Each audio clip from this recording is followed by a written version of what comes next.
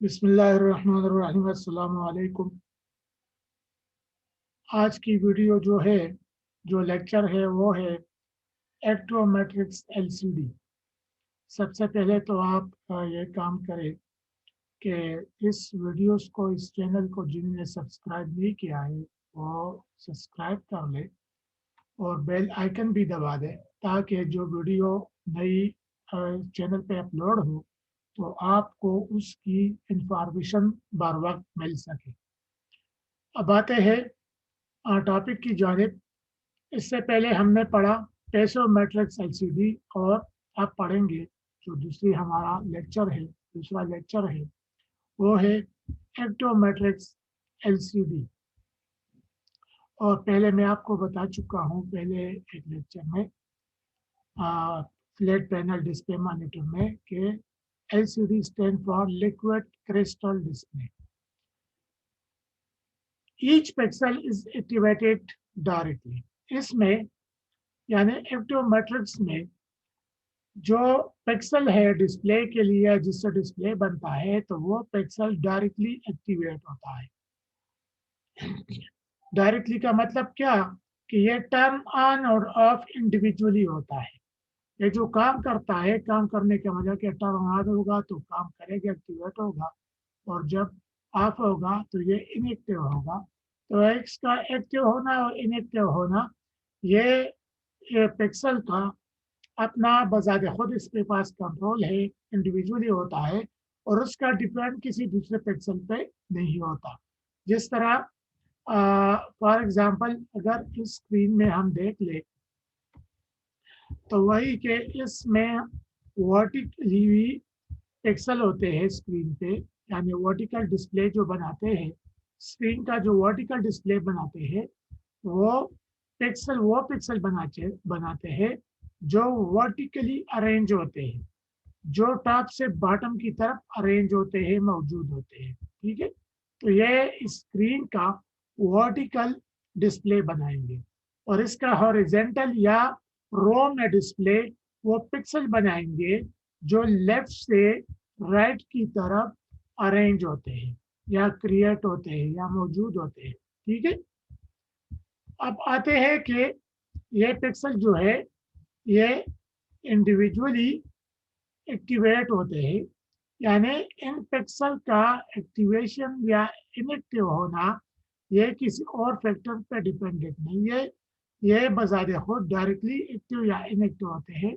जिस तरह हमने इससे पहले पेसोमेट्रिक्स में पढ़ा कि इस वर्टिकल लाइन में जितने भी पिक्सल है वो एक्टिव होंगे उन ट्रांजिस्टर के थ्रू जो इस वर्टिकल लाइन के टॉप पे ट्रांजिस्टर मौजूद होगा।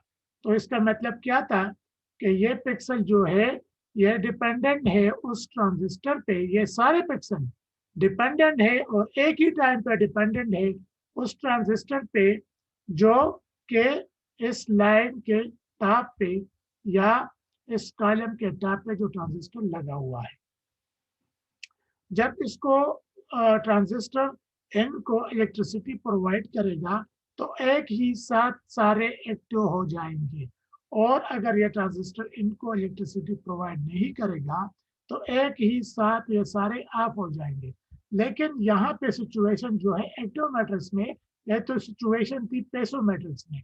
एक्टोमेट्रिक्स में सिचुएशन क्या है, यहाँ पे सिचुएशन ये है कि ये सारे जो है ये जरूरी नहीं है कि ये सारे पिक्सल या जो रो में इस रो में जितने पिक्सल है सारे एक ही साथ ऑन और ऑफ हो, एक ही साथ ऑन हो। मेरी बात को जरा फोकस करें कि एक ही टाइम पे सारे ऑन हो या एक ही टाइम पे सारे ऑफ हो। एक्टोमेट्रिक्स में ऐसी कोई सिचुएशन नहीं है, पेसोमेट्रिक्स में तो थी, एक्टोमेट्रिक्स में नहीं है। क्यों? क्योंकि यहाँ पे फॉर एग्जांपल किसी की पिक्सल को हम लेते, फॉर एग्जांपल इसको हमने ले लिया तो ये पिक्सल जो एक्टिव होगा ये जरूरी नहीं है कि जब ये ऑन होगा तो ये भी ऑन हो, या ये वाले पिक्सल फॉर एग्जांपल ये वाले कह दे ये तब ऑन होगा जब ये दोनों ऑन हो जाएंगे और ये तब ऑफ होगा जब ये दोनों ऑफ हो जाएंगे। नहीं, यहाँ पे ऐसी कोई सिचुएशन नहीं है। यहाँ पे इसका ऑन और ऑफ होना इस प्रीवियस वाले पिक्सल पे डिपेंडेंट नहीं है या इससे आगे वाले पिक्सल पे डिपेंडेंट नहीं है। ये बजारे खुद इसमें कंप्लीट क्या है ये आज़ाद है, न्यूट्रल है कि जब चाहे तो ये ऑन हो जाए, जब चाहे ये ऑफ हो जाए।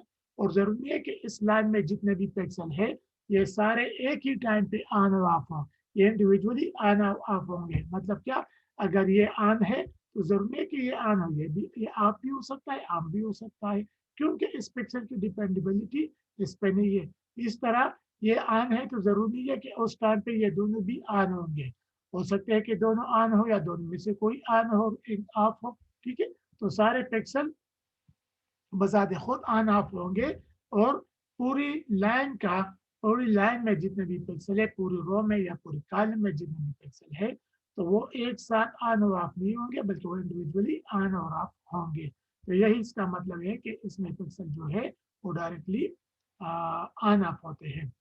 पिक्सल है फोर ट्रांजिस्टर। अब ये इसकी ये रीजन बता रहे हैं कि ये जो एक्टिवेटेड डायरेक्टली होते हैं, या जो ये टर्न ऑन और ऑफ इंडिविजुअली होते हैं, उसकी जो वजह है, वो रीजन है, वो यहाँ पे अब बता रहे हैं। ठीक है,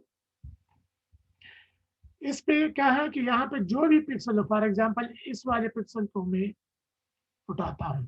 ठीक है, ये पिक्सल है हमारा। ठीक है, इस पिक्सल को एट ए टाइम 4 ट्रांजिस्टर मिले हुए हैं। ठीक है, हर एक पिक्सल के लिए 4 ट्रांजिस्टर मौजूद है। ठीक है, पेसो मैट्रिक्स में क्या था कि पूरी लाइन के लिए एक ट्रांजिस्टर, इंडिविजुअल को तो छोड़े, पूरी जो वर्टिकल लाइन है, फॉर एग्जांपल अगर उसमें 100 पिक्सल है तो 100 पिक्सल के लिए एक ही ट्रांजिस्टर होता था। इसी तरह एक ही रो है, और अगर इस रो में 100 पिक्सल है तो लाइन के एंड पे, इस रो के एंड पे एक ट्रांजिस्टर होता था, और वो इस पूरी रो को इलेक्ट्रिसिटी प्रोवाइड करता था, और जो कॉलम के टॉप पे होता था उस पूरी रो की पिक्सल को इलेक्ट्रिसिटी प्रोवाइड करता था। अब ये जरूरी है कि एक रो या कॉलम में कितने हैं, बहुत ज्यादा भी हो सकते हैं, 1000 पिक्सल भी हो सकते हैं, 100 पिक्सल भी हो सकते हैं। ठीक है, लेकिन एक्टिव मैट्रिक्स में ये है कि चाहे जितने भी रो में या कॉलम में जितने भी पिक्सल हो, तो यहाँ पे हर एक पिक्सल को, चाहे 100 पिक्सल हो तो 100 में, हर एक 100 में से हर एक पिक्सल को सेपरेटली 4 ट्रांजिस्टर मिले होंगे। ठीक है, तो पिक्सल पिक्सल है 4 ट्रांजिस्टर, हर एक पिक्सल को 4 ट्रांजिस्टर मिले होते हैं, 1 each for red, green and blue. ठीक है, रेड, ग्रीन एंड ब्लू। जो पेसो मैट्रिक्स में था वही एक ट्रांजिस्टर था, पेसो मैट्रिक्स में वही ओपेकनेस भी प्रोवाइड करता था, और वही एक ट्रांजिस्टर के सारे कलर भी प्रोवाइड करता था। ठीक है, लेकिन यहाँ पे क्या है, हर एक कलर के लिए, फॉर एग्जाम्पल हम कह दें कि रेड के लिए ये वाला है, ग्रीन के लिए ये वाला है, ठीक है, ग्रीन के लिए ये वाला ट्रांजिस्टर है, और ब्लू के लिए ये वाला है, और ये एक जो है ये किसके लिए है, ओपेकनेस के लिए। ठीक है, तो यहाँ पे देख लिए हर एक कलर के लिए अपना सेपरेटली ट्रांजिस्टर मौजूद है। अगर रेड कलर की जरूरत पड़ती है तो ये वाला रेड कलर प्रोवाइड करेगा पिक्सल को, या पिक्सल की डिस्प्ले को। अगर ग्रीन कलर की जरूरत पड़ती है तो ये वाला ट्रांजिस्टर प्रोवाइड करेगा, और अगर ब्लू कलर की जरूरत पड़ती है तो ये वाला ट्रांजिस्टर प्रोवाइड करेगा। और अगर ओपेकनेस की जरूरत, ओपेकनेस की तो पड़ती है जरूरत जब मॉनिटर ऑन होगा, तो इसके ट्रांजिस्टर जो है, इसके जो पिक्सल है उसकी ट्रांसपेरेंसी खत्म हो जाएगी, और वो पैक हो जाएगा, जिसकी वजह से उसकी लाइट जो है वो रिफ्लेक्ट होकर यूजर के पास वापस जाएगी, और उस रिफ्लेक्शन की वजह से, लाइट ऑफ रिफ्लेक्शन की वजह से यूजर को स्क्रीन पर डिस्प्ले नजर आएगा। तो ये एक ट्रांजिस्टर का काम क्या है कि ये ओपेकनेस प्रोवाइड करे, ट्रांसपेरेंसी को खत्म करे, और इसकी जो रिफ्लेक्टिव जो लाइट है उसको रिफ्लेक्ट करके यूजर के पास डिस्प्ले को देखने के लिए पहुंचा दे। तो यहाँ पे हर एक पिक्सल के पास 4 ट्रांजिस्टर है, चार ट्रांजिस्टर है, 3 कसक बेसिक कलर्स के लिए, रेड, ग्रीन, ब्लू के लिए, और एक ओपेकनेस के लिए।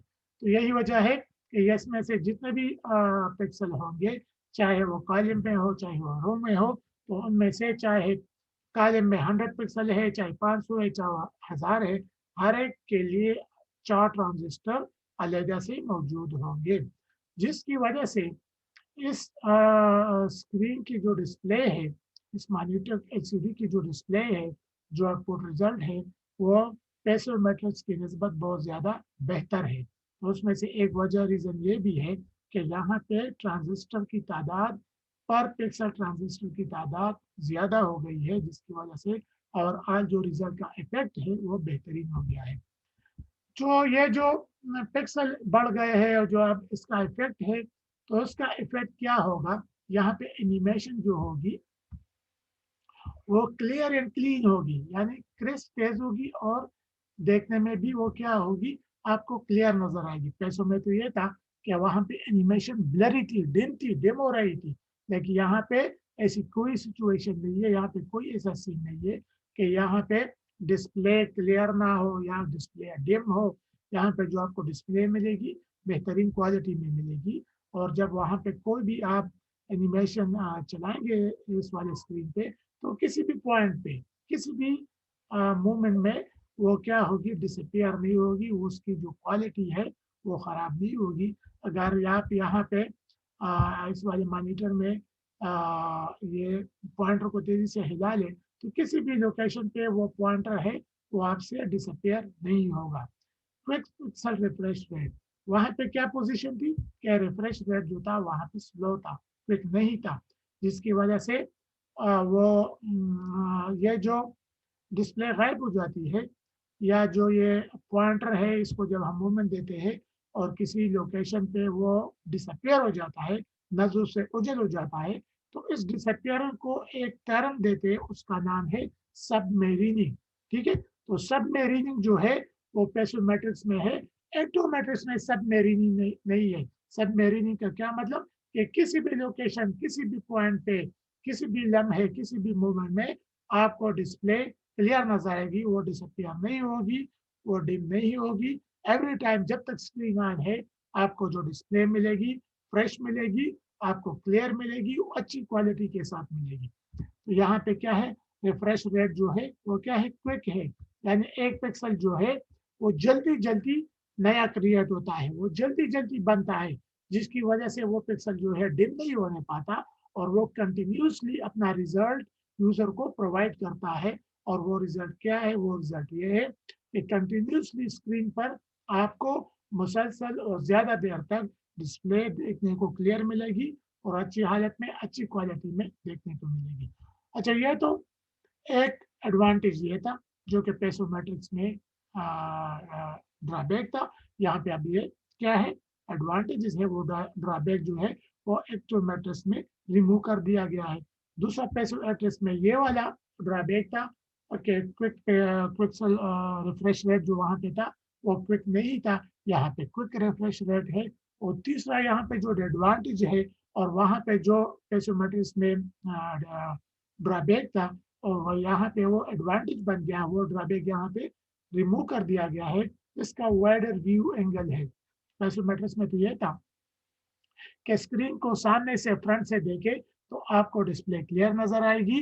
अगर आप अपना एंगल चेंज कर ले, आप जरा लेफ्ट पे हो जाए फ्रंट से, या फ्रंट से जरा राइट की तरफ मूव कर जाए, तो स्क्रीन पे आपको क्लियर डिस्प्ले नहीं मिलेगी। लेकिन यहाँ पे ऐसी कोई सिचुएशन नहीं है, चाहे आप इस स्क्रीन की, इस एलसीडी की, एक्टिव मैट्रिक्स एलसीडी की डिस्प्ले चाहे फ्रंट से देखे, चाहे साइड से देखे, और बहुत ज्यादा साइड के साथ देखे, लेफ्ट या राइट, आपको एवरी एंगल, हर लोकेशन पे, हर एंगल पे आपको डिस्प्ले एक जैसी क्लियर अच्छी क्वालिटी वाली नजर आई जाएगी। तो इसकी वजह यह है कि इसका जो व्यू एंगल है वो वाइड हो गया है, वो बढ़ गया है।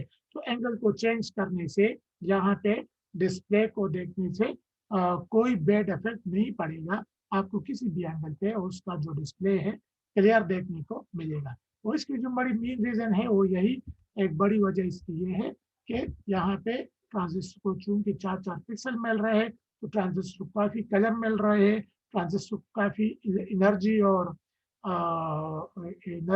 इलेक्ट्रिसिटी मिल रही है, जिसकी वजह से जब वहाँ पे पिक्सल अपना काम कर रहे हैं तो पूरी प्रोफिशिएंसी के साथ, परफॉर्मेंस के साथ करते हैं। और जब वो कोई वीडियो डिस्प्ले बनाते हैं, आउटपुट बनाते हैं या इमेज बनाते हैं स्क्रीन पे, तो उसकी जो रिजल्ट है, जो क्वालिटी है, हर एक एंगल के लिहाज से वो क्लियर होगी, अच्छी क्वालिटी वाली होगी। तो वो सारे एडवांटेज यहाँ पे हमें देखने को मिल रहे हैं जो कि पेसिव मैट्रिक्स में हमें हमारे पास नहीं थे। तो जिस तरह सीआरटी के चरण वो है ड्रॉबैक्स है।